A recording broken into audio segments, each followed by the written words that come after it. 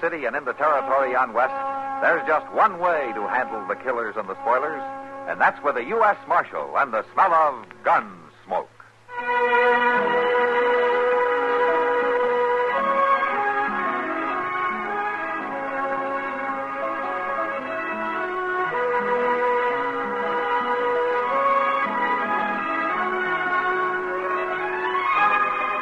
Gunsmoke, starring William Conrad.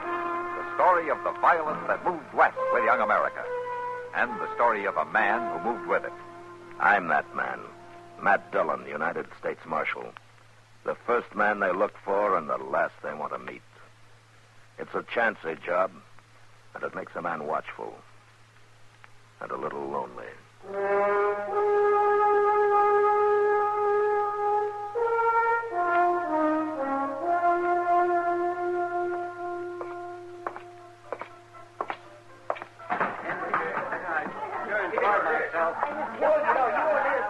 Hello, Kitty. Oh, hello, Matt. Matt, this is Frank Wilkins. Emmett Wilkins' son. How are you, Frank? I've known your pa for a long time. I'm glad to meet you, Marshal. Frank's come back here to live, Matt. Yeah, it's fine. I know your pa will be pleased. Oh, yes, sir. I can sing louder and fight harder and tell more lies than any man in this territory. Who's that? I heard him say his name's Bull Hogan. Yeah, it seems he's a buffalo hunter. He just sold a load of hides and can't wait to get rid of his money. Looks like his friend there's kind of anxious to help him. Yeah. I got $50. It says Bull is right. Hey, bartender, I told you I want a bottle of the best. This stuff ain't got the strength of pop. Now, you fetch me a drink that'll scratch going down and thump when it hits bottom. Now, hop to it. Bartender, when Bull says hop, you hop. Yeah. Hey, you! You put that gun back in your holster and you leave it there. Who are you? I'm the marshal here. Yeah? Bull, look what's spoiling our party. Oh, we don't mean no harm, Marshal. Have a drink. You're going to pay for this damage, understand? Well, sure I am. I've been out in the prairie 6 months, Marshal. I aim to have some fun tonight, that's all. All right, go ahead. But leave a little of the town standing for the people who live here, will you? Well, it's going to cramp my style some, but I'll try. Okay, you do that. Hey, Bull. The marshal's gone. Let's find us a couple of girls, huh? No, not yet, Darwin. I'm going to listen to the music. Hey, What? that's a real looker over there at that table, Bull. Well, go get her. I sure will. Enjoy myself. I really was. Howdy. We're busy, mister. Well, this chair ain't. Now, look here. What's your name? Frank Wilkins. Now, you go on back to your friend. Not you, mister. You, little lady. You know, you're pretty. Beat it. You heard her. Mister, my friend Bull wants to talk to this little honeypot here. Why'd he send a sidewinder like you? That blowhard can talk for himself. Blowhard. Hey, Bull, come here. Yeah, Darwin. Yeah, what do you want? This fella called you a blowhard. Is that right? Did you call me that? Yeah, I called you. What are you? Oh, now, don't go for that gun. It's just a friendly fight. I ain't mad at you. We got a difference of opinion, is all. Hit him again, Bull. Why, sure, but not here. Like the marshal said, no need to bust up the place. We'll go outside. Unless you're yellow. Frank, It's don't... all right, Miss Kitty. You wait here. Come on, everybody. Me and this fellow's going to kick up some dust, and loser, the loser buys the drink. Come on. Oh, now, come on. Over here, Bull. Yeah. All right, now stand back there. Give him some room. Yeah, now. You ready, mister? Yeah, I'm ready.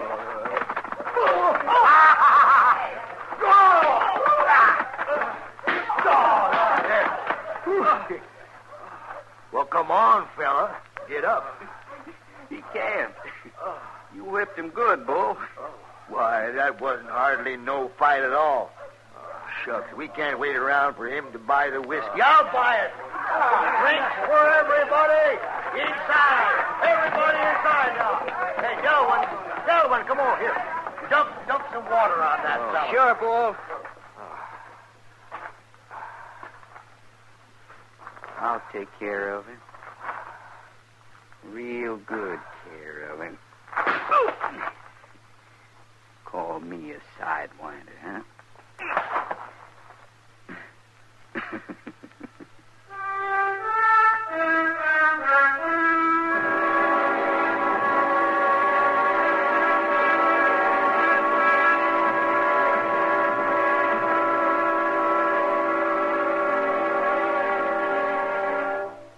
Now, just listen a minute, if you will.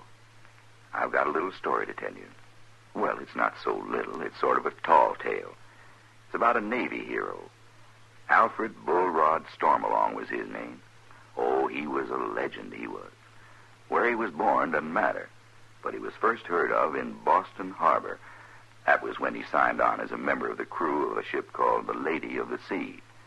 Now, old Stormalong stood 30 feet tall and had muscles in his arms big as powder kegs.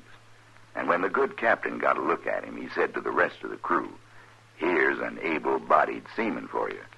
Then he entered Alfred Bullrod's name in the log as Stormalong, A.B. Somebody realized that the A.B. could also stand for able-bodied, and they sort of picked it up. And for a long time, seamen would put that A.B. after their own names, meaning able-bodied seamen. Yes, sir. Well, old Stormalong was a great sailor, he was.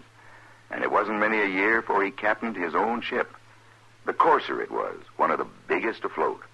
Why, it was so long from stem to stern, it took a man on horseback 24 hours to make the trip. The mast was hinged so to let the sun and the moon get by. Took a man a week to climb the rigging. Yes, sir. The Courser was a big one. And Stormalong's skill as a sailing man became known throughout the 7 seas. One of his greatest feats was taking the Courser through the English Channel. Seems the channel was only about 2 inches wider than his ship at high tide. But old Stormalong was up to the problem. You bet he was. He bought all the soap in Holland, and he and his men greased down the sides of the Courser. Well, sir, it slipped through that old channel as slick as a whistle. Didn't damage it one bit. But so much of that soap rubbed off onto the English coast that to this day, the cliffs of Dover are white. Of course, you believe me, don't you? Say, it's nice being citizens of a country where you can laugh and talk about things free as a breeze, and write and read and worship, too. Yes, sir. Maybe you don't think about it much, but you should.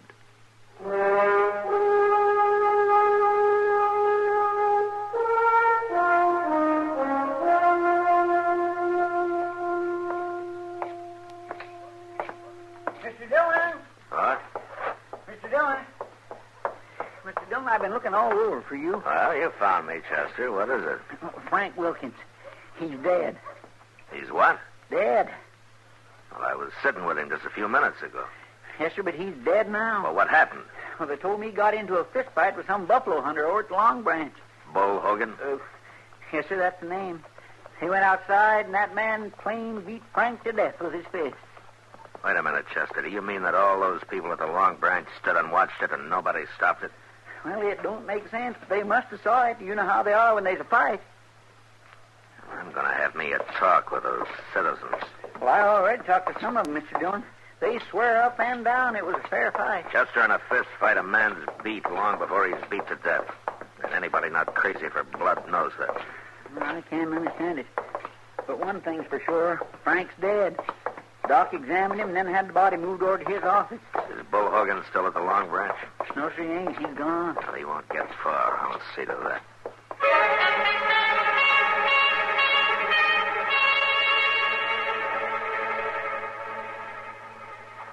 Delwyn? That you? Yeah, it's me, Bull. I got your horse hid in them trees. You better get going. Delwyn, I come into Dodge City to have me a good time. This ain't no fun sneaking out here to the edge of town, hiding in the dark. Ain't having me no fun at all. Well, it's better than being hung, ain't it? You killed that man. I didn't mean to. That don't make no difference. He's dead. You're stronger than you think you are. I never seen a man hit so hard. I can swing faster and hit harder than any other man in this territory. Keep your voice down, Bull. Being strong won't do you no good at the end of a rope. It was a fair fight. That don't matter. They aimed to hang you, Bull. You didn't see how they was all looking at you, cold like. Why, if I hadn't have made you leave that saloon when I did, they'd have closed in on you then and there. I'm the only friend you got, Bull. Delwyn, you ought to tell them that I didn't mean to do it. That wouldn't do no good. Not now. Your only chance is to get out of town till they cool off. Now, come on. Lucky I remembered seeing that old sod hut upriver on my way in. It's a good place to hide. You reckon I can find it? You go just like I told you, and you find it. I don't want no thanks for this, Bull. I'm risking my neck to help you, but that's what friends are for. Stay here in town and see how the wind blows. Tomorrow I'll ride out and let you know. Bring some grub and a bottle, huh? Sure. Now get going. I ain't never run away from nothing before in my whole life. You ain't running away, Bull. You're being smart. I ain't never tried that before, neither. I hope it works.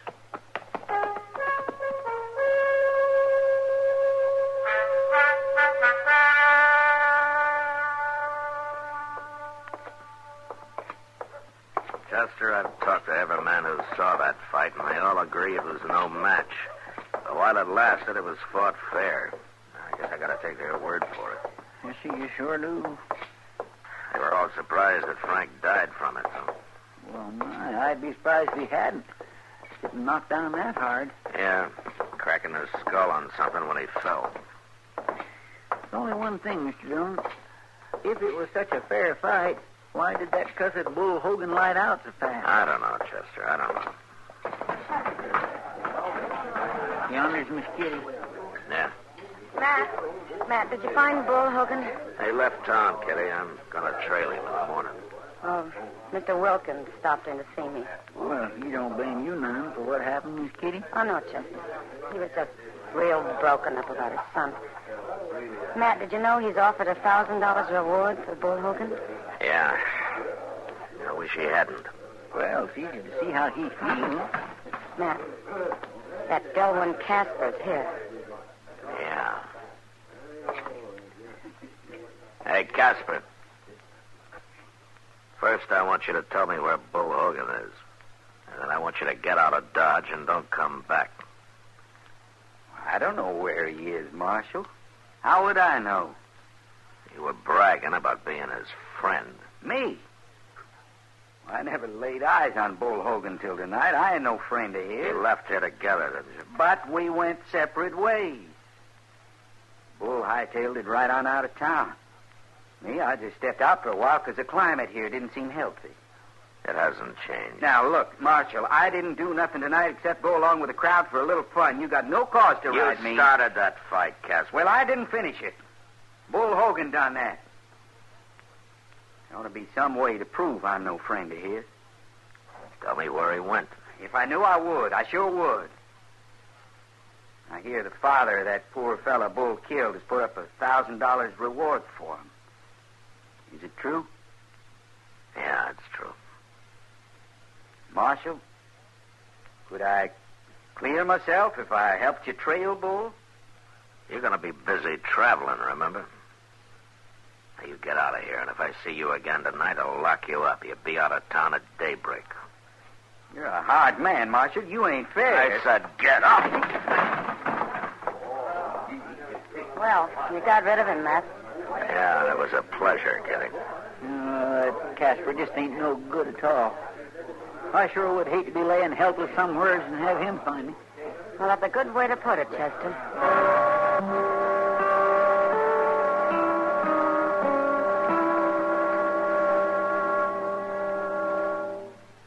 The United States Army, a gallant record of peacetime service.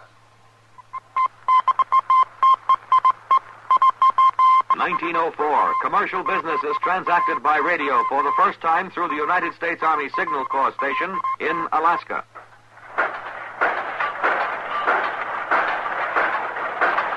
American industrial might is based on the technique of mass production, which began with the manufacture of rifles by the United States Army in the 1820s. Captain John Hall, in 1819, designed a unique breech-loading rifle and began production at the Federal Armory in Harpers Ferry, Virginia. Captain Hall then designed and built machinery to mass-produce the rifle with all parts interchangeable, a revolutionary advance in manufacturing technology. The United States Army, a gallant record of peacetime service.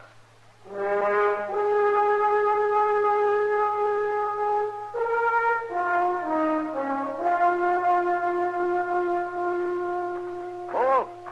Hey, Bull. Is that you, Delwyn? You got here early. Yeah. I see you found the hut. There's nothing to it. You gave me real good directions, Delwyn. What's the news? You don't look good for you, Bull. They got a $1,000 reward out. No, it was a fair fight. It ain't like I done murder. They think you did. It's the same thing. Did you bring me something to eat? No. I thought about it. I decided not to waste the money. No, what do you mean, waste it? What's that gun for? No, Delwyn, you said you was my only friend. I guess I was lying.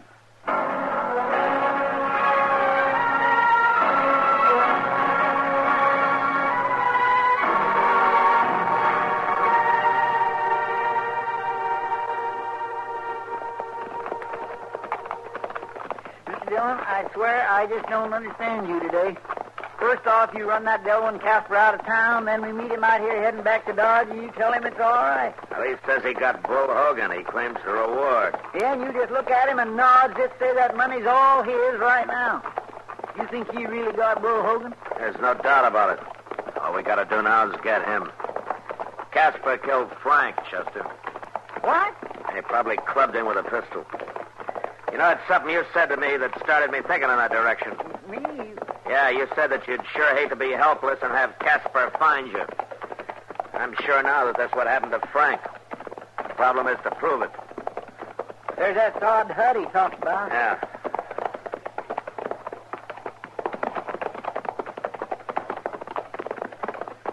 My goodness, there's Bull, too.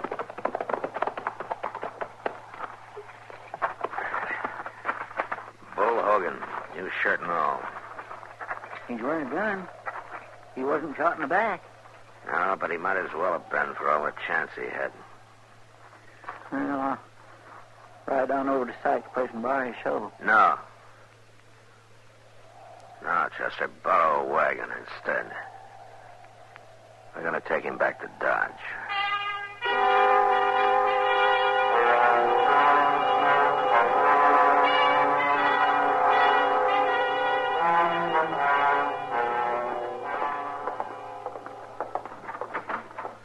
Here he is, Mr. Dillon.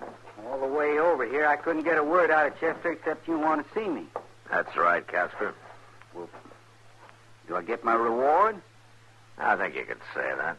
Then you found Bull. Yeah, we found him. We had quite a time bringing him in, though. Bringing him in? He's the strongest, roughest man I ever tangled with. What are you trying to say, Marshal? We got Bull here in jail. Doc gave him a powder to put him to sleep. He's in the first cell. Go see for yourself. Well, but he's dead. I shot him. Yeah, you shot him all right, only you didn't kill him. Well, I did. I hit him right in the chest. Well, that's what saved his life, Casper. Here, did you ever see one of these things before? Yeah, it's one of them Indian charm bags, ain't it? That's right. A leather pouch full of pebbles and sand and bones. Bull's a lonely, superstitious man. He was wearing this around his neck. And that's what stopped your bullet, Casper. See? But he fell down. He was dead. Doc says that a blow over the heart like that will stun a man cold, but it only lasts for a few minutes, and then he's as good as new. You're lying to me. You're trying to trick me out of my reward. No, you'll get what's coming to you, Casper. You know, Bull's got an idea that somebody clubbed Frank Wilkins with a pistol while he was knocked out. Well, I'm going to lock you in that cell with Bull and let the two of you talk it over.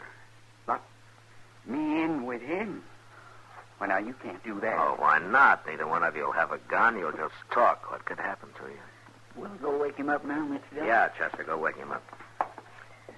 All right, come on, Casper. You're going in there with him. No, I'm not. Oh?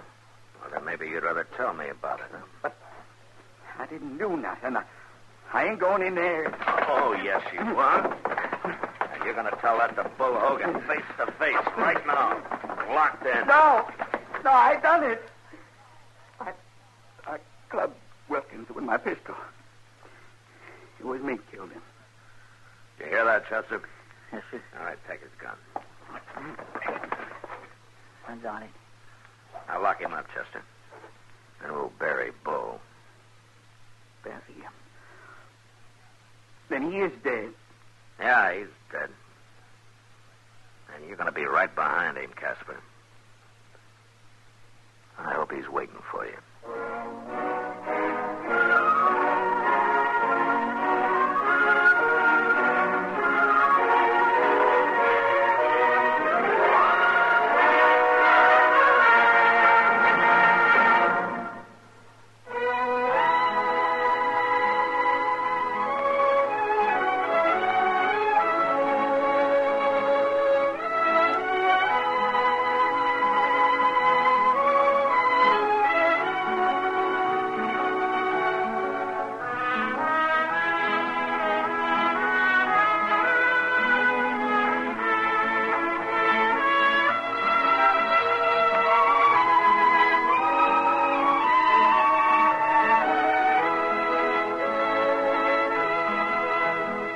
Gunsmoke.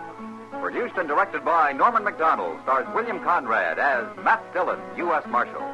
The music was composed and conducted by Rex Corey. Sound patterns were composed by Ray Kemper and Bill James. Featured in the cast were Parley Bear as Chester, Howard McNear as Doc, and Georgia Ellis as Kitty. George Walsh speaking. Join us again next week for another story of the western frontier of America in the 1870s on Gunsmoke. This is the United States Armed Forces Radio and Television Service.